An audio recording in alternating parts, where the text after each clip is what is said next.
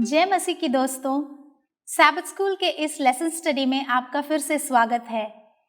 आज हम पाठ 6 पढ़ने वाले हैं जिसका शीर्षक है विश्राम और परिवार। विश्राम और परिवार। आज का याद वचन हम गौर करेंगे जो कि 2 पीटर 3rd चैप्टर के 17th और 18th वर्स।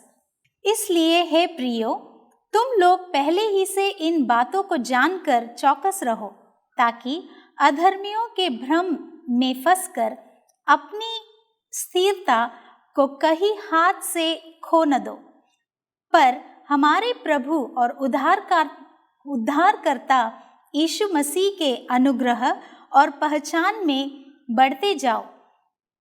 उसी की महिमा अब भी हो और युगान युग होती रहे। एक युवक एक बार ध्यानपूर्वक एक गांव में इधर उधर वह देख रहा था। तब उसने अंत में अपने भाइयों को भी देखा।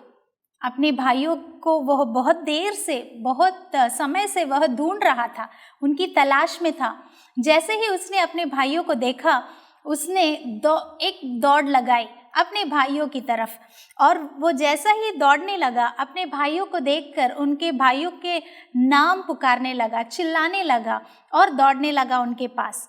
मगर इस जवान जो ये युवक जब दौड़ के उनके भाइयों के पास जा रहा था, इनके भाइयों की जो भाई वहाँ पर थे, उन्होंने इसे देखा और उनकी आँख पूरी तरह से ईर्ष्या से भर आई, क्योंकि उन्हें यह छोटा भाई बिल्कुल पसंद नहीं था। तो जैसे ही इन्होंने इसको देखा, इस कहानी में हमको बहुत ही अच्छी तरह से समझ आती है कि हम किसके बारे में, किस युवा के बारे में हम बात कर रहे हैं, है ना?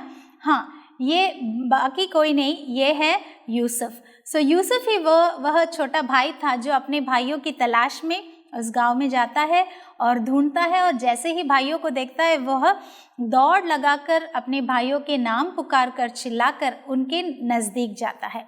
जैसे ये भाई यूसुफ को देखते हैं तो उन्हें बिल्कुल अच्छा नहीं लगता, ईर्ष्या से उनकी आग भर आती है।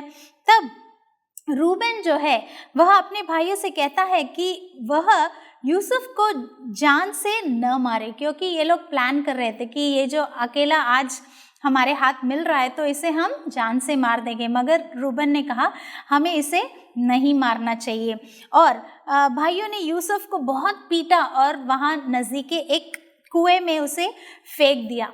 तभी एक और भाई जो है यहूदा है, वो अपने भाइयों को एक तरकीब देता है।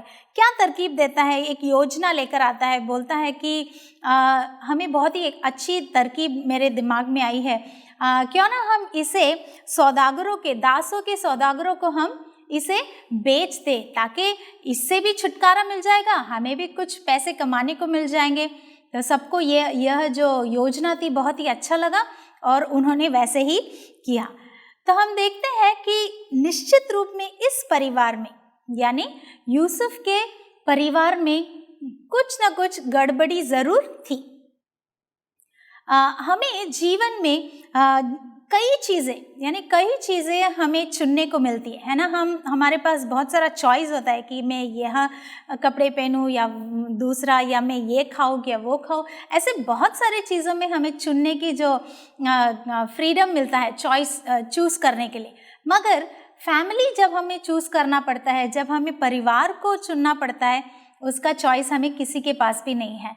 तो क्या हमने सोचा कि अब जो हम फैमिली में है, जिस परिवार में आज तुम या मैं हूँ, तो क्या हमने सोचा था कि हम इसी परिवार में हो गए, या क्या हमने इस परिवार को चुना था? जी नहीं, बिल्कुल नहीं। परिवार को चुनने का जो ये चॉइस है हमारे पास बिल्कुल भी नहीं, किसी के पास भी, चाहे वो राजा हो या मंत्री हो या एक साधारण इंसान हो, किसी को भी वह चॉइस नहीं दिया गया है। पर हमारे इस पारिवारिक संबंध अक्सर दर्दनाक बन जाते हैं। किस वजह से? परिवार में बहुत सारे ऐसे चीज़ें होते हैं जिसकी वजह से हमारे मन को बहुत दर्द भी महसूस करना पड़ता है। हम देखते हैं कि ये खराब संबंध जो होते हैं हमें चोट पहुंचाती है, हमें थका हुआ महसूस कराती है और किसी न किसी रूप में हमें एक विश्राम की ज़रूरत वह महसूस कराने के लिए भी मदद करती है। और हम देखते हैं कि अपने परिवारों में अगर हमें आराम और शांति पाना है तो हम उसे कैसे पाएं।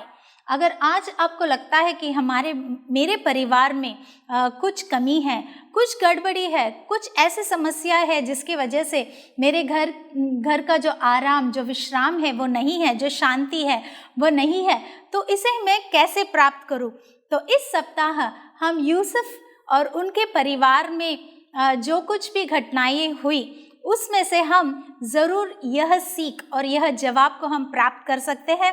हम देखेंगे कि यूसुफ और उनके परिवार में क्या क्या घटनाएं घटी और परमेश्वर किस तरह आखिर में यूसुफ को ठीक तरह से और कैसे उस परिवार को प्रभु ठीक करते हैं और उनके जो समस्यापूर्ण जो घर है, जो उनका परिवार है, उसमें शांति कैसे लाते हैं, विश्राम कैसे देते हैं, हम इस पाठ में ज़रूर पढ़ेंगे। हमारे साथ बने रहिएगा, इस सैबथ स्कूल को हमारे साथ पढ़िएगा। प्रभु आपको आशीष दे।